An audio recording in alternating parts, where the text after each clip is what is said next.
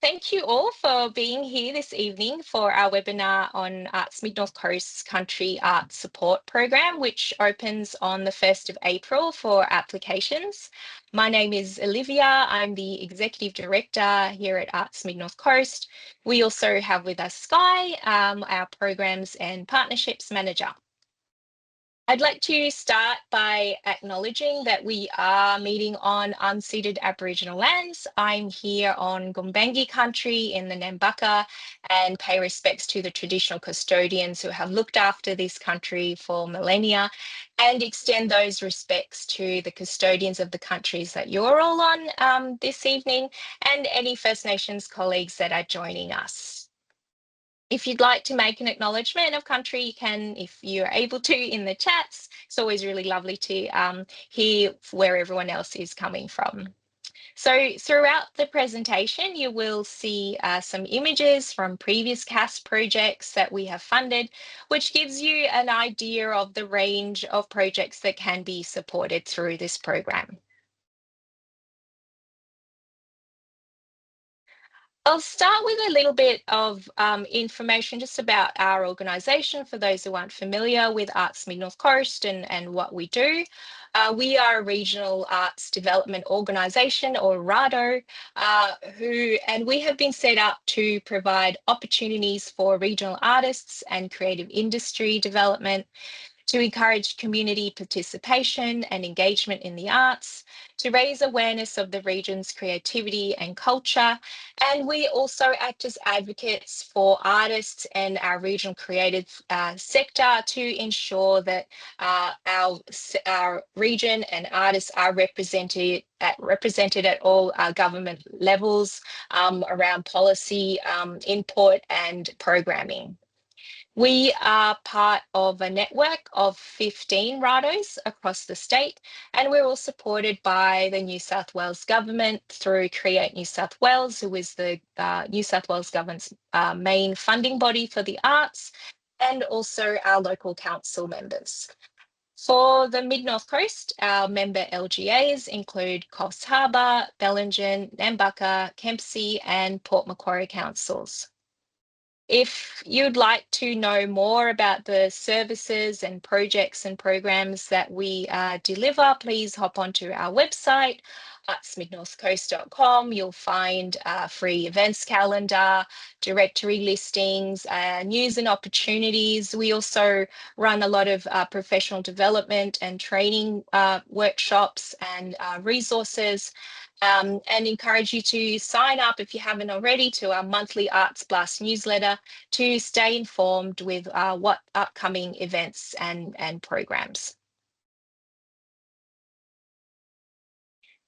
So I'll now get into our Country Arts Support Program, our CASP grants. So this is an annual small grants program that the RADOs administer on behalf of Create New South Wales. They are for locally led arts and community projects in regional New South Wales. And for the Mid North Coast, the amounts available are from $500 to $2,000 for projects starting after the 1st of July and completed by the 28th of February. The applications close on the 30th of April, and as I mentioned earlier, they open on the 1st of April. So the objectives of CASP, the CASP program, what is designed to assist locally determined community arts and cultural activities, to enable communities to explore their creativity and express their cultural identities, to bring social and economic benefits to the community through the arts, to increase opportunities for regional groups to access a diverse range of arts programs, to lead greater awareness and appreciation of cultural diversity in the regions, and to increase the sustainability and resilience of artists and regionally based community arts organisations. So if you're thinking about your project and thinking about this grant, have a think about whether your project can deliver any one or more of these objectives. So in a nutshell, We are looking to support projects that are led by local artists, community groups, or cultural organisations that involve local engagement and participation in arts and cultural experiences.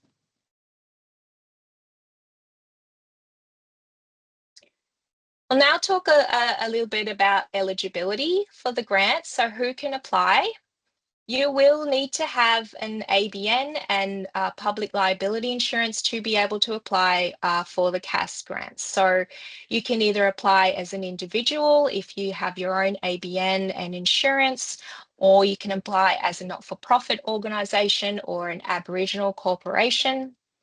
If you are a group or an individual that doesn't have either an ABN or insurance, you can apply through an auspicing organisation, so a not-for-profit organisation that will be able to apply for the grant on your behalf.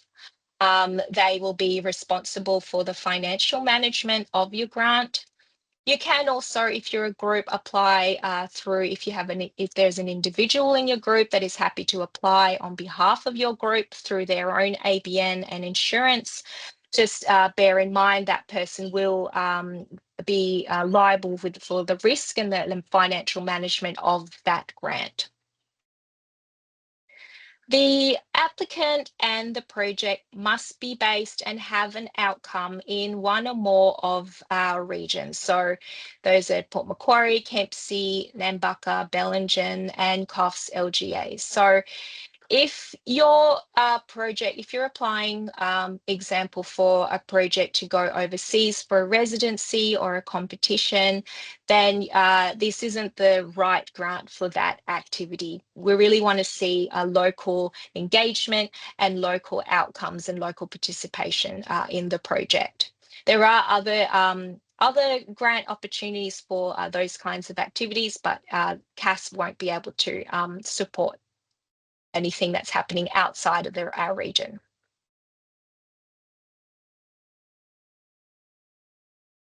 So your project needs to include one or more of these art forms. So the funding is to support artists and community engagement with the arts. So we expect there to be some kind of art involved in your project. So these are First Nations arts, visual arts, craft and design. So that includes fashion or textile or object design, music, dance, theatre, literature, digital and screen. So that includes projection art or games development as well, and video and videography. Museums and heritage, or if your project involves more than one of these art forms, multi-arts. For projects involving First Nations arts, you will need to be aware of the New South Wales Aboriginal Art and Cultural Protocols.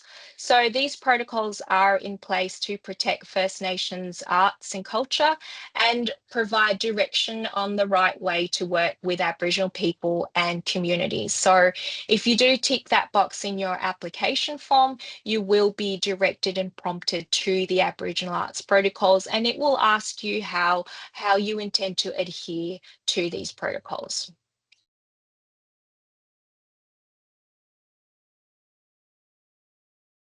So these are just some examples of activities you can apply for, and some of these have been illustrated in some of the images that you've seen.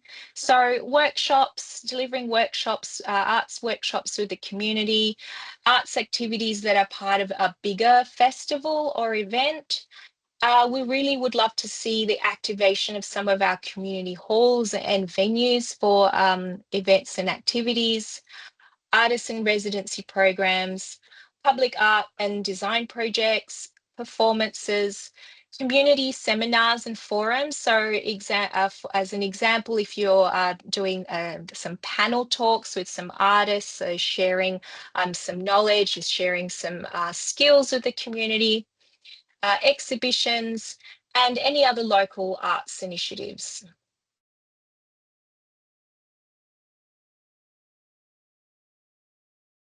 So some of the expenses that you can apply for, or what you can use this grant for, we are prioritising artist fees. And we will really, you will need to show that artists are being paid at industry rates. So you can refer to places like NAVA, which is the National Association for Visual Artists, who have a code of practice that outlines the minimum rates of pay for artists and arts workers. There's also the Live Performance Awards that you can refer to that outlines rates of pay for performers and musicians. With New South Wales government grants, there is a mandated minimum fee for musicians of $250 per musician. You can use the grant to pay for cultural consultants if you're working with First Nations arts, any travel and accommodation costs, venue hire, marketing and advertising, any workshop materials or art materials that will be used during the projects, or if you're having, creating new work for an exhibition, for example, you can use the grant to pay for some of those materials that will be used. Any production costs if you need to hire PA or lighting, or for an exhibition if you need to create any plinths or anything like that for an exhibition. So some of the things that you cannot apply for this grant. So you cannot use the grant to purchase any core equipment. So this includes things like computers, or if you're a ceramics group, buying a kiln or any musical instruments. You can, however, as I mentioned before, apply for art materials that will be used during the project. Any capital expenses, so if you need to fix a roof or need to paint a gallery or studio. The grant cannot be used for prize money or fundraising activities. This is quite normal for any other grants, that you cannot use the grant for those purposes. If you've already received funding from Create New South Wales for the project, this also includes if you are redeeming Creative Kids vouchers, as they are administered through Create New South Wales. You cannot use the grant to pay off any debts you have or any ongoing operating expenses, so things such as your rent or your electricity or utility bills. You cannot use the grant to back pay any expenses that have already incurred. So this will be seeing that you've already started the project. So if you've already, for example, paid for accommodation or travel, you cannot back pay any expenses before the 1st of July. Subsidizing programs that are already happening. So if you're already delivering, for example, a series of workshops in the community where you've already have community groups and participants involved, you can't use the grant to subsidize those programs. We are looking to support new projects through this grant. Activities that are part of a course. So if you are doing needing to do something for a TAFE course, for example, or activities that are part of a school curriculum, you cannot use this grant for those purposes. So this includes activities that are being delivered through a school. So if you're delivering a activity that is only happening at one school during school hours and it's only available to students of that school, that will be considered that it is part of a school curriculum. If you are, however, just using the school as a venue and you're delivering your program after school hours and it's open to the general broader community, then that is fine.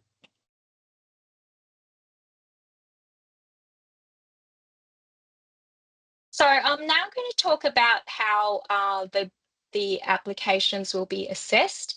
You will need to apply through an online Smarty Grants platform, and you will need to create your own login to be able to fill out that application form.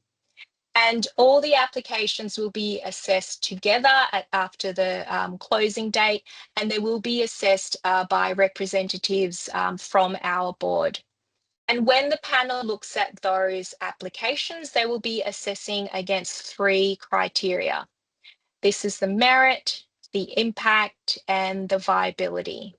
So when the panel's looking at the merit of the application, they will be looking at the experience and the caliber of the artists that are involved, whether they've had prior experience in delivering this kind of project. They'll be looking at the cultural outcomes, whether there are any new artworks being created, any music performances. Is there any knowledge or understanding that's being shared with the community? And the diversity of creative expressions. And also if it's something new, so the innovation, is this something new in the community that's not already being delivered and it's not already happening? When we look at the impact of your project, we will be looking at the extent and depth of community engagement or participation. How many people, how many groups will it be reaching? What is the depth of their engagement in the project? How much consultation have you done? Can you show that your project is supported by the community? And the viability. So, how well planned is your project? And have you got a good understanding of what's involved in the delivery? Is it doable with the resources that you have available? Is it adequate and realistic? Are you paying artists at industry rates? Mentioned before, referencing NAVA or the Live Performance Award. And also, we'll be looking at the experience of the applicant themselves. Have you delivered projects like this before? And what is the likelihood that you will be able to deliver this project within budget and on time?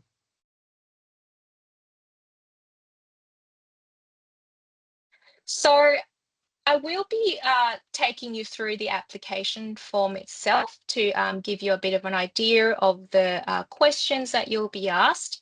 But before I do that, just a few grant writing tips before you attempt any grant application. I've written a lot of grant applications. I've been successful in many of them. I've also been unsuccessful. But before I attempt the application, I always start with just getting all my thoughts and ideas down onto a Word document and answering some of the key questions about my project. So the who, what, when, how, and why. And if you can answer all these questions, then it will really help you when you're filling out the application form, because this is exactly the questions that they will ask you. So get really familiar with your project and what you are doing. The assessors may not be familiar with who you are and what you do, so really spell it out for them. So what is your project? Who is involved? So who are the artists, the community groups? You might have some service providers, business providers, venues. You might have some other organisations that are partnering with you on your project. Where is your project going to be held? Have you got a venue? What is the location? When is it taking place? Some key dates in there. And how are you going to deliver your project? So a good way to do this is to start with the outcome and then work backwards from there. So if you're having an exhibition or a performance, what is that performance date? And then work, for example, if you're doing an event, 2 weeks before that, you might want to have your marketing and advertising out. 2 weeks before that, you might need to have your venue and artists confirmed, etc., etc. Why are you doing this project? So this is probably a bit of a trickier question to answer, but what are the benefits that your project will bring? to the community? Is it solving a particular issue in your community? For example, there's not enough youth arts programs, or there's a lack of music events or opportunities for the local community to come together to learn new skills. Or if you are putting on your first solo exhibition, is this is a career development opportunity for you, or a way for you to deepen your practice and reach new audiences? Also, a good way of answering that as well is to get really familiar with the objectives of the grant. As I mentioned earlier, does your project deliver any of those outcomes and objectives that they are looking for? So start gathering your support letters early. The support letters really show the assessors the level of consultation and engagement that you have done in the planning of your project, and don't leave these until last. So we get a lot of requests for letters of support, and we really want, try and ask for at least 2 weeks before the closing date. It's really difficult getting a lot of requests on the same day that a grant is due. It does take time for those people writing your letters of support to get to know your project, and also to write those letters as well. So I suggest just getting started on these earlier on in the piece. And especially if you are asking an organisation to auspice your grant for you, you will need to provide their financial reports and also their insurance as well. And that can take some time for them to get those together. So yeah, so get that request nice and early. And a similar thing with if you are working with First Nations arts, you will need to provide a letter from that community that you have consulted with them and that they endorse your project. With your budget, you can start, if you're familiar with Excel or Google Sheets, I highly recommend you using a program like that to put together your budget. You can start by getting quotes for materials or artist fees using Nava or Live Performance, or you might get a direct quote from the artist. Any venue hire fees, you might need some catering, or how much is, an ad in the local paper going to cost, and start putting those quotes together to so you know what your expenses are. We don't expect CASP to cover all your expenses. We realise that it is a very small amount. So have a think about what your other sources of income can be to cover those expenses. So this can include ticket sales or sale of artworks. You might be getting some donations. You might have another grant as well that you are accessing, as long as it's not another Create New South Wales. You might also be receiving some in-kind support. So you put a cash amount, what the equivalent it would be. So for example, if you have a venue that's providing you a venue hire for free, what would the equivalent cost of that would be? And the same with volunteers as well. If you're having, if you've got some friends or community groups that are providing things like administration support or catering, what is the value of that support? Your application will be a lot more competitive if you can show that you have got other sources of income. And this is the same for any other grant that you apply for. It's very rare now that a grant would cover all of your expenses. So if you can show those other sources of income, it will make it stronger. When we say balance your budget, the application will ask for your income to equal your expenditure. So this isn't a profit making exercise. So you're balancing your budget means that final number will need to be zero. So I will now go to the application form itself.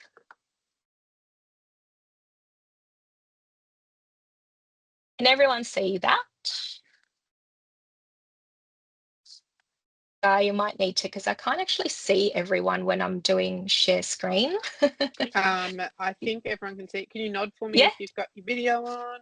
Excellent. So it's we're good. Yeah, great, thank you. So this is a PDF version of the application form. So you will be putting your application in through the Smarty Grants platform. So it will look a little bit different. However, all the questions will be the same. So the first couple of pages is an outline about the CASP grant program, an overview, basically all the things that I've mentioned in my presentation earlier. And it will ask you, the first question is where you're applying from, the applicant LGA. So if you other here, it won't actually let you proceed any further with the application because you have to be based in one of our member LGAs. Anything that has a red asterisk means that it is a mandatory question you have to answer, and the application won't let you go any further, won't let you submit till you answer all those questions.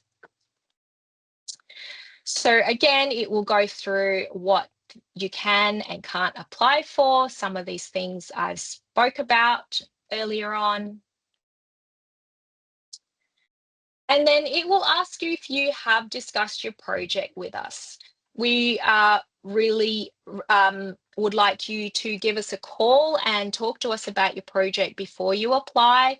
It's a way for us to firstly gauge who is applying to our grant, but it's also a good way for you to have a sounding board of whether or not your project fits in with the grant itself, and may actually save you a lot of time in the long run.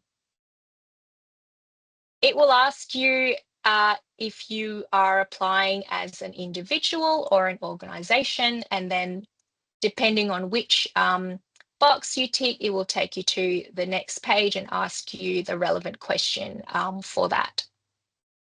It will ask you if you have an ABN or not, and if you are applying through an administering organisation.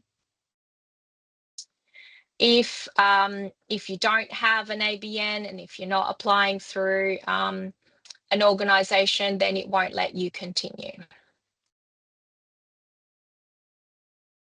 So, and then if you tick all the eligibility criteria, it will then ask you if you would like to proceed and complete your application. So now it will ask you about yourself as the applicant, whether you're an individual or an organisation, if you have a professional name, and your contact details. If you are an organisation, it will ask you the legal status of your organisation, whether you're a not-for-profit or a cooperative. And it will ask you a little bit of a description about your organisation. Here you will need to put the details of your ABN. So your ABN number will go in here, and the system will automatically fill in this box from information from the Australian Business Register. So if you have filled it out wrong and comes up with the wrong details, it will do that automatically. You will need to upload your certificate of currency. So if you don't have that, it won't let you continue. And the best contact person for this application. It will ask you if you've previously applied for CASP. This isn't part of the assessment, it's just purely statistical data that we collect.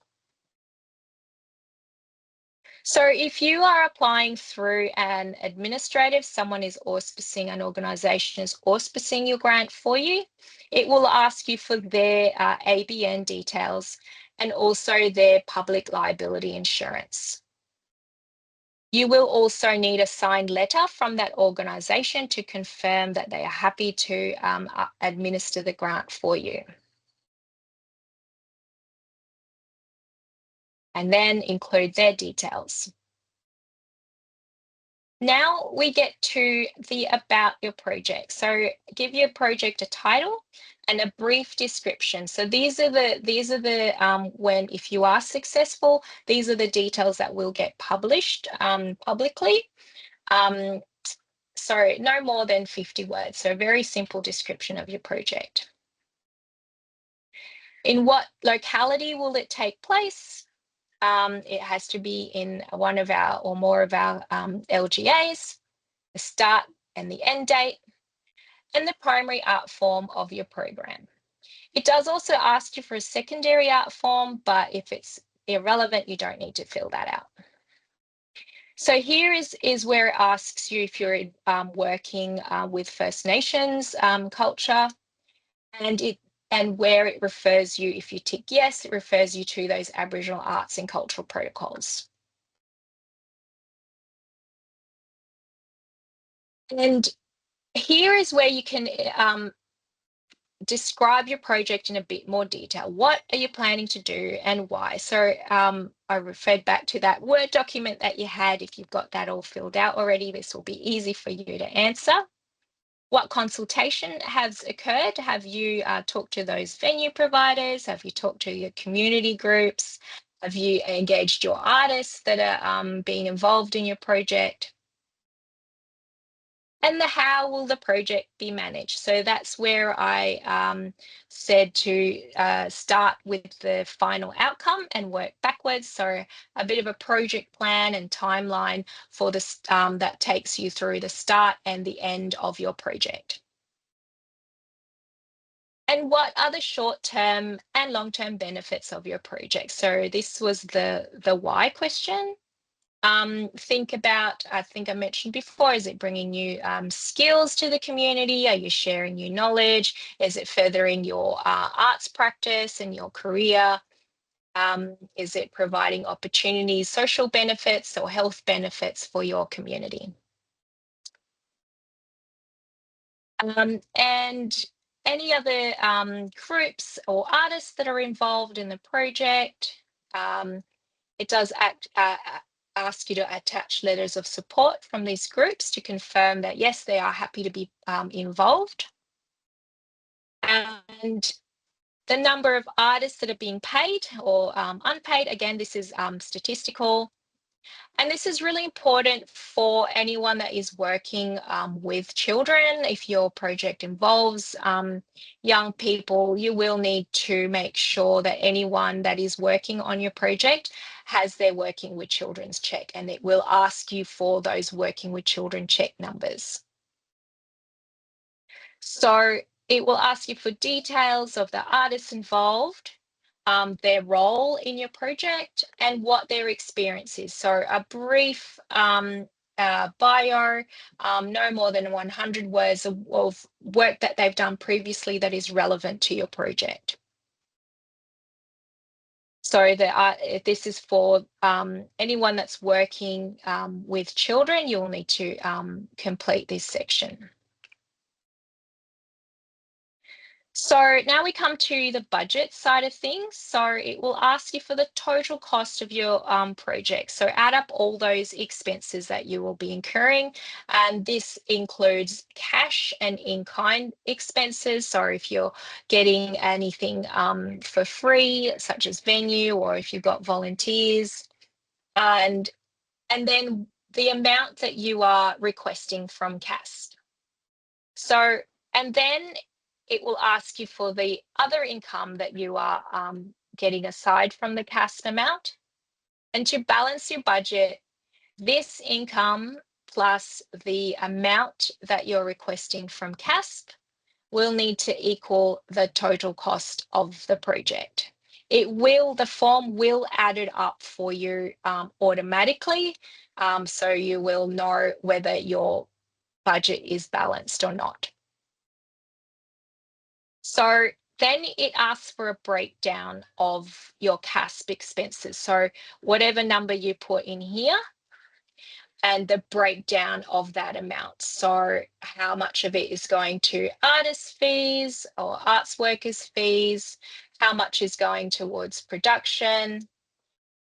You can provide a little bit more detail in here about those expenses, any administration or marketing, and then it will add up the total amount of expenses, and this is where your balance needs to be, your budget, it will be balanced out. So this should equal to 0 if you've got those numbers correct. Where it asks for outlining how you arrived at those figures, you can either include some quotes that you've received, you can reference the NAVA rates of pay, or the venue hire fees or any production costs, any quotes that you've received. So here is where you can include those in-kind support. So it does ask you for an equivalent value for that. If you've got volunteers involved, how many hours they'll be working on your project. This amount is automatically calculated for you. If you're lucky enough to get anything from local government and any local businesses as well. If you are providing your own in-kind support, for example, if you're providing, your admin costs there, you can include it in here. It does say other community groups, but if you're providing it as an individual, just include that in this section, and it will automatically add that up for you. So these are your support materials. So if you are applying as an organisation, it asks for your recent financial reports. If you are applying through being auspiced through a funds administrator, you will need to provide their financial report. And any additional letters of support that you have from community or groups, you can attach them here. For those that are working with First Nations arts, you are required to provide at least one letter of support from that community who can speak to your proposal. And here is where you can provide samples of your previous work to this gives the assessors an idea of your experience and your past work. So you can attach files. PDF is the preferred format, or you might have a website that you can link to, or you might have a Dropbox, for example. Any writing excerpts that you have, any previous press that you've received.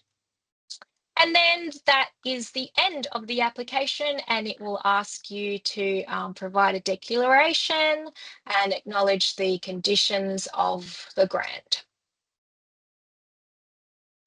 So it's relatively simple. It's probably one of the simpler grant applications for, at a government level.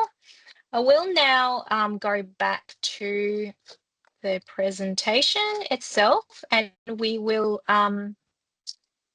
have some questions and answers.